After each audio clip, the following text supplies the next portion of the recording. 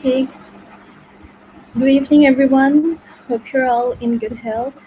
I'm Deera Mahasin, your host for this session. As we all know, that our government of Bangladesh has extended the lockdown one more week because of the current situation of the pandemic and the massive rates of death due to COVID-19. Currently, in many countries of the world, the COVID-19 pandemic has already been taken under control, except for a few, including ours.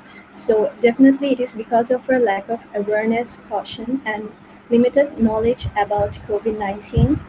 That's why, to enhance our knowledge on COVID 19 and to help the people who are mostly affected in this situation, the community of biotechnology has come forward with the campaign COV COVID 19 Aid, a global attempt to raise awareness and relief support. This campaign will include three major programs. Firstly, highlighting various informative research works on COVID 19 via webinars. Secondly, arranging several competitions to assess the knowledge of the student community on COVID 19. And thirdly, providing financial aid and essential medicines to the COVID affected and underprivileged families with the collaboration of Vidyananda Foundation. Today we have with us Dr. Chintan Dave, an internal medicine resident in the Ottawa Hospital. He will be discussing his brilliant research work, FRUGAL Innovation, Enabling Mechanical Ventilation Coronavirus Disease 2019 Pandemic in Resource-Limited Settings. Thank you so much, sir, for giving us your time. We are absolutely delighted to have you here. Before passing the floor to Dr. Dave, I would request everyone to write down any questions that you might have for Dr. Chintan Dave in the comment section below. Sir will be addressing them after his presentation. Thank you. Without making any further delays, I'm passing the floor to Dr. Chintan Dave. The floor is all yours. Thank you, Deera, and thank you for the opportunity to be at this event and taking part in your great initiative to raise awareness about COVID-19 in Bangladesh. Coming from Canada, certainly, we're at a different stage in the disease, and anything I can do to help, is the main reason I'm here. So without further ado, I will share my screen here and make sure everyone is able to see. I have a PowerPoint prepared, and I will. Deera, can you confirm you can see the full screen of that? Yes, we can see it. Perfect. So my name's Dr. Chintan Dave. I'm one of the internal medicine physicians practicing in Canada. I'm also currently training in an ICU fellowship at the London Health Sciences Centre. I did my undergraduate degree in biochemistry at University of Ottawa and my MD degree in medicine from Queen's University. So I've spent all of my training time in Canada. I've moved around quite a bit. So I've learned quite a bit about the Canadian healthcare system, and the hospital right on the right here is the London Health Sciences Centre, which is where we currently work. As we all know, COVID-19 has been part of our lives for the last year and a half.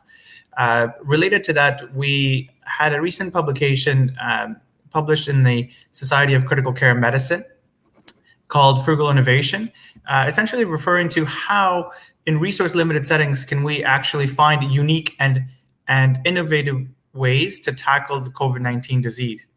So before we get to that, a brief information about what COVID-19 is. As we know, there's been lots of coverage through news channels and other media houses as well about what COVID-19 is. We do know that it is a strain of coronavirus that first came from the Hubei province in China. Sometime late 2019, around December, was the first case that was identified. Thereafter, due to international travel, millions of people traveled across the world, and that's how the coronavirus essentially spread it initially. What we do know about the virus is that it spreads mainly through respiratory droplets. Now, there's some recent evidence coming that the disease may actually be airborne. So the WHO actually has changed their guidance on this. And so this is something interesting to know, because for the last year and a half, we've been treating this virus as something that it spreads through droplets. But the difference might be that there may be an airborne component to it. which is more serious and more concerning. Something like TB that's quite prevalent in South Asia is something that's transported airborne. Nonetheless, the main things here are respiratory droplets and contact as well, from hands to surfaces, and then from surface if you touch to your eyes or your mouth. It's a common means of spread. As you guys probably know, the spread is very similar to seasonal influenza, and the same precautions that you take to not get the yearly flu can also provide protection in COVID-19. A lot of research done here in the States and Canada, we've shown that the rates of influenza in the past year have been almost negligent, secondary to people following these hygiene rules. So a lot of these, these precautions actually would be helpful, not just for COVID-19, but for a lot of other medical illnesses as well, particularly influenza. So some precautions that are known and have evidence behind them to support the reduction of transmission include basic hand hygiene. So using either a hand sanitizer or a soap and water, especially when you're outside. So when you're traveling or when you're using public transport, when you're going shopping, anything like that, before you touch your face or your eyes or your mouth, ideally you want to wash your hands, either with hand sanitizer, which is portable, you can carry it with you, or soap and water. The other thing is cough etiquette. So because it's spread by respiratory droplets, things that make these droplets include talking really loud. So even if we were side by side in person, preferably I would be wearing a mask, because as I talk, some respiratory droplets are produced, and these can transmit the COVID-19 virus as well. If you are in public and you cough, the best way to do that would be to use a tissue or a napkin, or to cough in your elbow, as a way to make sure that the droplets are not spread around in your environment. The other thing is, if you're feeling unwell, particularly symptoms of fever, weakness, you're feeling nausea, belly pain, diarrhea, any of these things that you feel, the advice would be to stay at home until you feel better, or seeking medical attention if you don't get better. And for people who are symptomatic or in a high prevalence area such as Bangladesh, what we would encourage is for everyone to wear face masks as well. Even if you don't think you have the virus, wearing this face mask not only protects yourself, but also protects people around you and your family. So that's a little bit about COVID-19. What we do know is when people catch COVID-19, what happens is it goes into their lungs and causes a really bad infection. It causes what we call acute respiratory distress syndrome, or ARDS, which is essentially inflammation of the lung and damage of the lung tissues. As your lung tissues gets damaged, its lung function gets worse. So what happens as a consequence is a lot of these people need a lot of oxygen to support their oxygen levels in their body. And some people even need to be put on a mechanical ventilator and be admitted to the ICU. And, when initially first COVID-19 waves came across the world, there was a lot of concern that so many people might get sick and have lung failure that they might need a ventilator.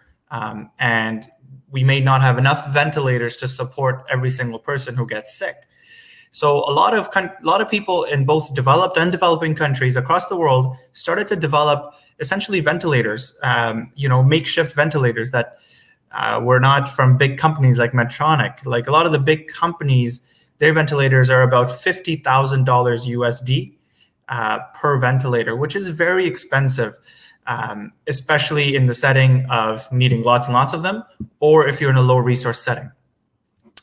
There is an online source, which the link I've provided actually creates a list of all the open source ventilators projects going on across the world.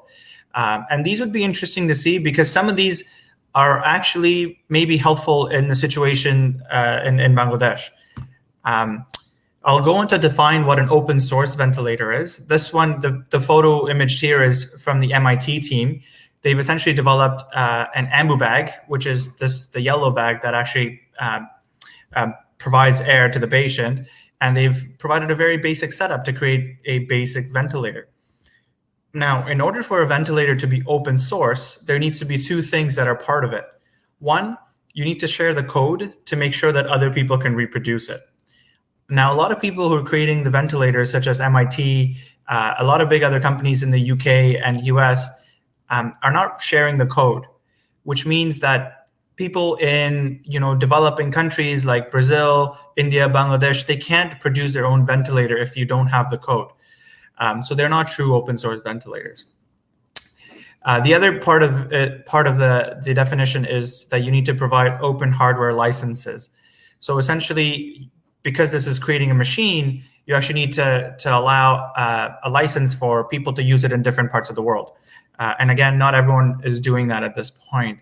So the lack of open source ventilator is a real problem. There's a lot of people working on it, but there's no true open source ventilator that's available for people to use.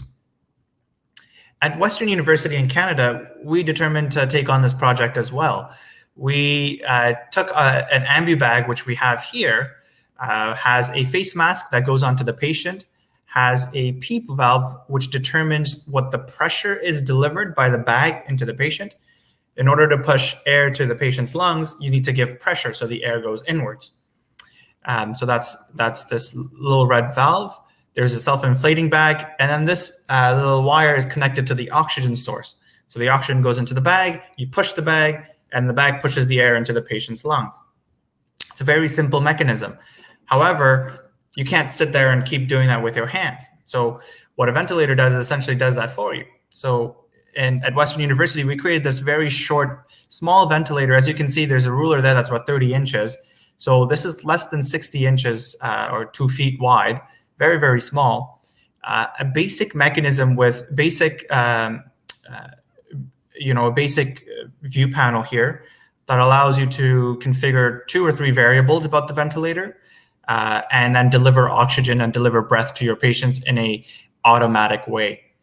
Now, this is not as fancy as all the other ventilators we use in the ICU, mainly because those ventilators have 50 different knobs and variables, and not all of them actually are needed to save a patient's life.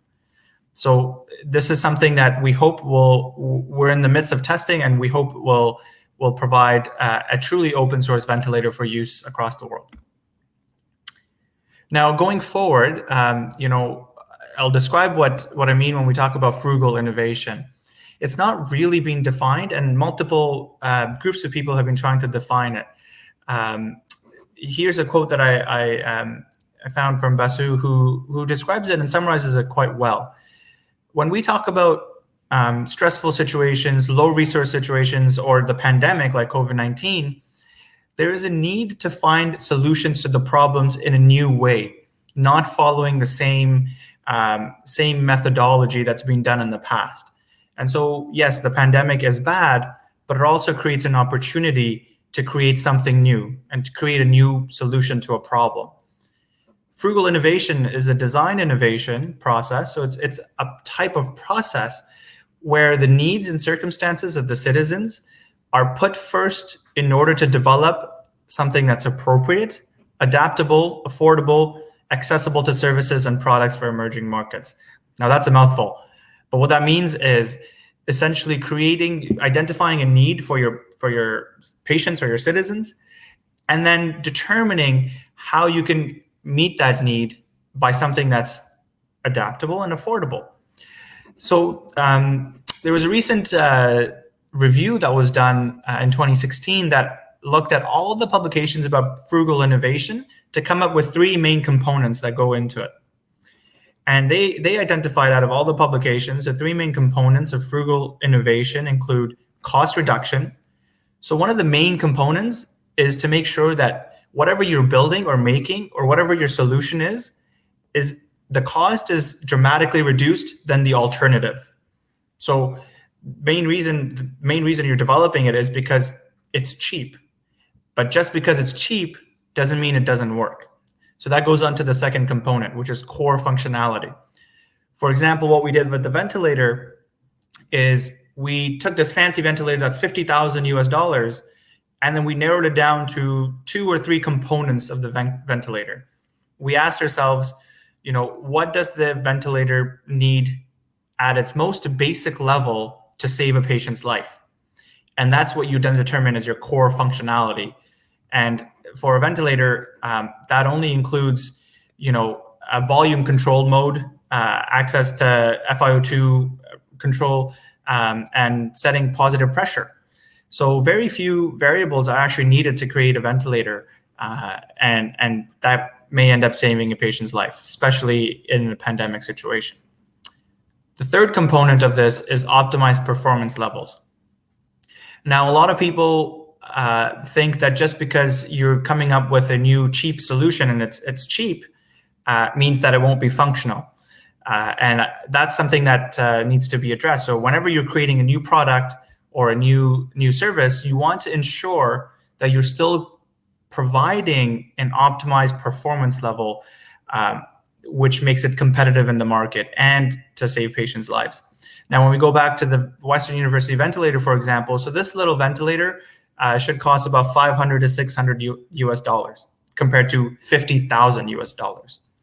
So the price difference there is, 1,000 times actually the price difference, from 50,000 to 500. So it meets the component of cost reduction. The core functionality we talked about, the ventilator provides basic functionality that is needed to save the patient. And thirdly, optimized performance, which is we're in the midst of testing at the moment to say, hey, does the ventilator do what it says? So if on the screen it says it's delivering this much amount of volume and this much pressure to the patient, can we confirm that that's exactly what's happening? And so the next steps would include trial in patients and patient experiments. So that's frugal innovation. The chart here on the right is from a recent publication that I was asked to discuss about. And that was a main theme of our paper, was that you need to first identify the need before you go on to innovate or create something. And in our paper, what we discussed, the need was ventilation. And ventilation is just the process of providing air and positive pressure to the patient so that they could breathe. But a lot of people think ventilation just includes putting them on a ventilator. And that is certainly true, but is only one aspect of many other things that are required. So if we think about, when I look at patients being treated here in Canada, and I've worked abroad and served in countries in Africa as well, I look at, what actually is needed to provide mechanical ventilation. So yes, you need the equipment, you need the ventilator, but there's a few other things you need. You also need the infrastructure. You need to have a place in the hospital that actually has a stable oxygen supply. So if your hospital or clinic doesn't have oxygen supply, it doesn't matter if you have a ventilator. So infrastructure is important, and this also includes stuff like stable electricity, which remains a problem in many parts of the world. So if you don't have stable electricity, you don't want an expensive equipment that, if you lose electricity, will short circuit or will suffer damage or will not work, in which case your patient might die. So that is an essential element. Other thing is medications. So anytime you're putting a patient on a mask or on a ventilator, they need to be sedated so that they're not fighting against the ventilator and you're able to optimally provide mechanical ventilation. The medications include, sedatives and stuff like propofol and benzodiazepines, which are not readily accessible everywhere or in all hospitals. So that's something else that needs to be considered. And lastly, in order to address your need, what you also need are trained personnel. So you need people who know how to use a ventilator, what are the signs and symptoms of something like COVID-19 and when to act on it. And if you do act on it, how to act on it. What are your next steps? So when you put all of this together, providing ventilation to COVID-19 patients or in low resource settings is not a one solution that is the ventilator. It's multi-pronged and multivariable approach that needs to be taken. So what I would encourage people are, if you're looking at problems around you in your community or university that needs solution, it's good to think of the solution, but always think of taking a step back and thinking about what are all the variables that go into it, and how can I address all of those variables with my solution or with your innovation. So that's one of the main themes I'll leave you with. And a few parting thoughts, and then I'll leave some time for questions. I understand there's 10 minutes thereafter.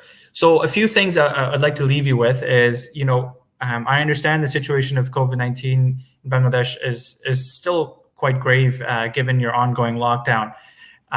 So main things you could do moving forward would be to comply with the precautions that are known to help. And especially in Canada now, we see everyone has a mask. Everyone's getting vaccinated. Everyone is washing their hands. And those things have certainly helped limit the lockdowns and limit the waves that keep coming. We had a third wave very recently that we just got out of, 2 months ago. So it's still around, and, we're not out of the woods yet, but, there are things we can do to help. So I would say encouraging yourself and your family members and your friends to partake in those precautions. But the other thing you could do is see if there's problems around you that you can solve. And if so, and if you're motivated to do so, certainly in the field of, biotechnology, there's so many avenues and so many problems to be solved. What I would leave you with is identify the problem very clearly. So, don't say, I want to give people oxygen. That's great. But if you break that down, that goes into, there's different ways of giving oxygen. Are you giving oxygen tanks? Are you going to give a method of oxygen delivery, which are nasal prongs or face masks? What are you actually trying to solve? So it's nice to have a good overall problem, but I would encourage you to think more into it to determine all the different variables of the problem. And as you do that, you'll determine what factors and constraints will go against you. And then that way, as you're thinking through it before, you're able to find ways to overcome it. Develop a plan and to come up with them as best as you can, and recognize that this will change. As you start trying to solve this problem, you will encounter new problems, and that's okay. And as you encounter them, you will come up with solutions to treat them as best you can. And when you're thinking of a solution, I would say you should focus on the 3 components of frugal innovation we had mentioned. So 1, cost reduction; 2, core functionality, so just the basics; and 3, optimized performance levels. So you need to make sure that whatever you're creating still can be performed and will save lives in a medical field. So the last thing I'll leave you with is a philosophy. A lot of people think, I need money, I need resources to do something. And that's the philosophy of doing more with more. I would encourage you guys and everyone to move towards a philosophy or a goal of doing better, but with less. So this is what the concept of frugal innovation is to use what you have around you to create an innovative or a new solution that is just as good, if not better, than the costly version. And if you guys can do that, certainly you can help your community and your country as well in many ways. And that would be my parting thoughts for you guys. And thank you so much. If you have any questions, please place them in the chat. And there's my email, which is always open for you guys. If you have any questions related to COVID-19, frugal innovation, biotech, please do not hesitate to reach out. Thank you. Thank you so much for such an impressive presentation, sir. Our audiences have a few questions, most probably for you. Yeah. So can we have the questions, please, if there's?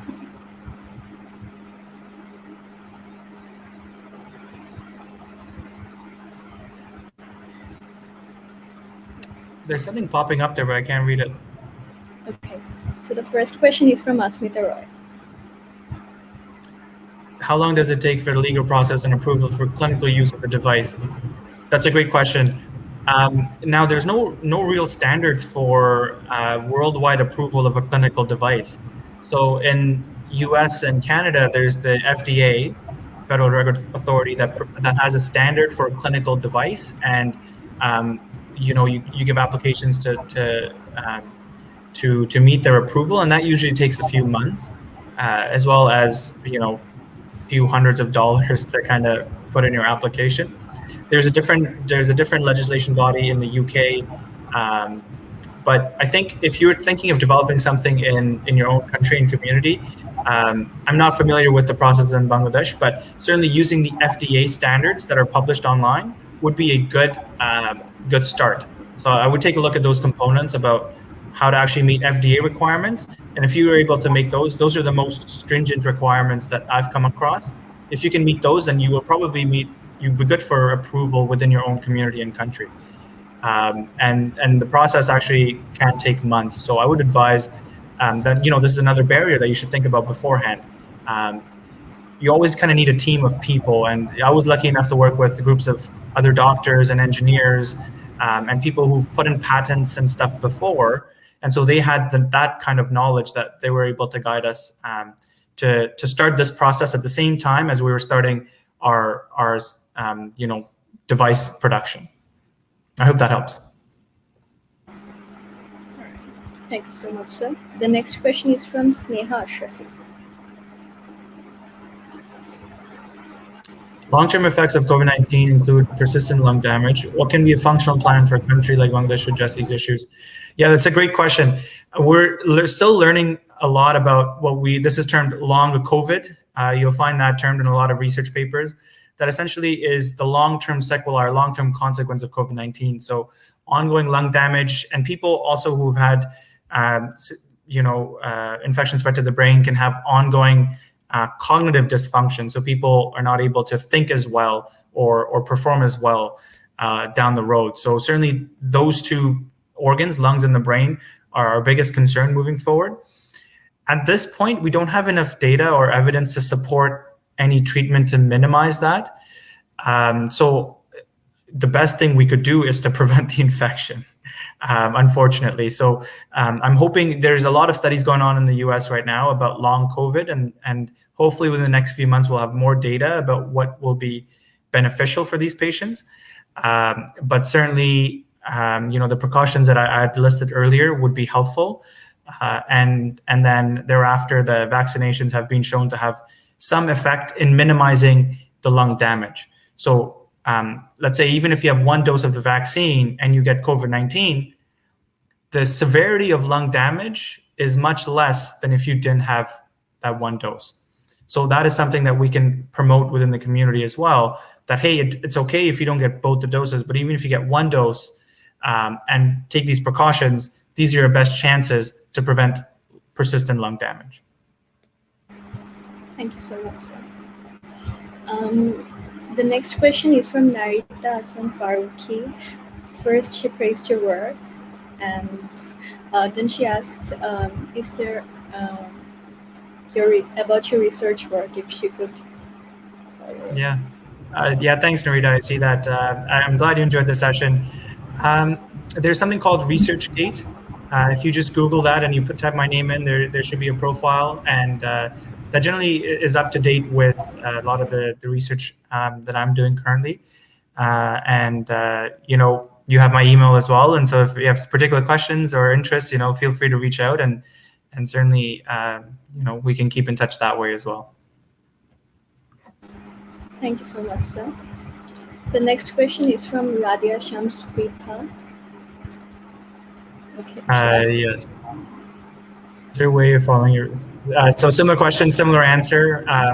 If you go to ResearchGate and search my name, you should be able to see a lot of the research that I've kind of done, and it should show up there. It is slow to update sometimes, so the Frugal Innovation Study is not on the ResearchGate yet, but it should be updated shortly. So I think ResearchGate is a good way to just follow everyone's research. Great. The next question is again from Asmita Roy. What is the most effective way of approaching manufacturers? So now, so I'm guessing you're talking about big companies and big manufacturers of certain products. So best way, because a lot of these companies have their own research and development team, would be to create a complete, having essentially going back to what I was saying earlier, is thinking about your problem very clearly, and then outlining what your solution has to offer that's unique from what the company is already doing or what the manufacturer is already doing. So whether that's thinking of new variables or new problems that they might not have thought of, it would be important to clearly list the problem and then all the different barriers that you are going to help address from your solution, and essentially pointing out that you've thought about it better and you have a better solution than what they're doing. And certainly that helps, right? So if you stick with cost reduction, so if you're creating a solution that saves them thousands of dollars or hundreds of dollars, guess what? The manufacturer is going to take your option because they also want to save money. So if you're able to focus on that, and you can still do the core functionality, good performance levels of your solution, all of that, and you're able to prove that, then I think your product sells itself. Thank you so much, sir. Okay, Asmitara, thank you for your time.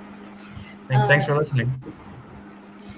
The next question is from Narita Hassan Faruqi again. Is there any research topic in particular that you're currently working on? So this actually is I was talking a lot about the ventilators because that's essentially what I'm working on at the moment. Is how do we optimize? I work in the ICUs here, and so one of my concerns is my background is from India, and I've worked in Africa and very low resource settings, and I've seen people who have died because they don't have a ventilator. So essentially, at this point, what the group of people here and myself are trying to work on is how do we make that Western University ventilator that we have, how do we make that truly open source, get the appropriate approvals, and then have it open for people to use. So, ideally in a ideal world, I would have people in Bangladesh or in India or Nepal who could look at the source of our ventilator, use a 3D printer, print out all the materials in less than a few $100s, and produce a safe ventilator that they can use in their own community. Now, that's a very big and complex task, and I'm hoping over the next year or 2 years that certainly we can help address some of these problems. But that would be my vision, and if we can achieve that, that would definitely save a lot of lives, especially in the midst of a pandemic. But even without the pandemic, there's a lot of communities and countries who don't have a lot of resource, and having these basic ventilators would actually be life-saving. Thank you so much, sir. That sounds great. The next question is from Ashraful Al. My innovation or plan advice regarding the success for the first phase, examine phase, do I get funding from the government or NGO? That's a good question. What we tried to do here is we tried to get funding from our hospital and university research institute. So generally, if you're able to spin a research component to it, universities will be willing to help fund it. Other times, some of the projects may need a personal fund to help augment it. So sometimes may need a personal stimulus from your own pocket. But this is why it's important to make sure you have a team of people.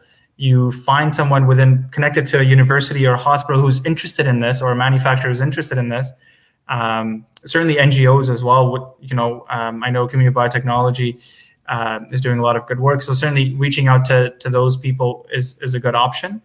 But here we've been lucky enough to get funding from the university. So that's kind of helped our research a bit. Thank you so much, sir. The next question from Sabir Akhtar. When it comes to getting funding from the government, how do we overcome that? Right. So that's a great question, and that's something I was interested in too. I'm sure a lot of people were starting these low-cost ventilation projects. It would be interesting, I think, Sabira, to go look into why they didn't get funding, or why did they fail. So I'm presuming there's multiple different projects. I would go look into it, and I would go look into whether did they address the problem clearly? did they think about all the variables that could be addressed, and did they have a solution for all those variables? And then do they have a good product that meets your criteria for frugal innovation? Like, was it cost effective? Was it doing what it's supposed to do? And was it going to save lives? So I haven't heard much about them, so I can't comment on it, but I would encourage you to go look in them and see why they actually failed, or reach out to those students as well and ask them, be like, hey, why did this project not go anywhere? What problem did you run into? And then hopefully that creates a collaborative way that if you have your own idea, you can work together with some of these students and hopefully create a new product that does get funded. Thank you so much, sir. Do we have any other questions? I think that was the last question we had, and that brings us to the end of this session. Thank you so much, sir, for giving us your time and explaining everything so beautifully. So dear audiences, with that, we will be ending our today's session. Once again, we're extremely grateful to Dr. Chintan Dave for enlightening us with such an informative presentation. Lastly, we would request to everyone who is interested in donating for the COV COVID aid to visit our Facebook and LinkedIn event page for further donation details. Thank you so much for staying with us. Stay safe and take care. Thank you again. Take care, everyone.